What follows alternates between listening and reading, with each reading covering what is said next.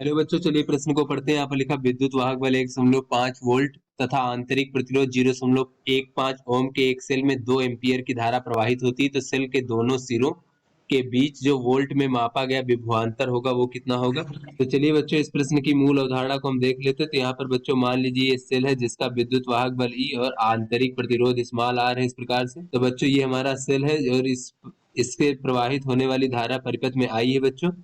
तो यहाँ पर सेल के सिरों के बीच में जो वोल्टता होगी जिसे हम टर्मिनल वोल्टता कहते हैं वो क्या होता है बच्चों। तो टर्मिनल वोल्टता का मान जो है विद्युत वाहक बल के मान से कम होता है। ऐसा क्यों होता है बच्चों? अगर हम इसे V से प्रदर्शित करें तो हो जाएगा E माइनस आई गुणे आर।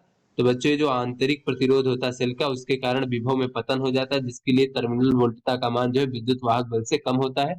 तो चलिए बच्चों अपने प्रश्न को हल करते हैं। तो यहाँ पर बच्चों विद्युत वाहक बल E का मान 1.5 वोल्ट दिया गया है बच्चों, और आंतरिक प्रतिरोध आर का मान 0.15 ओम दिया गया है यहाँ पर।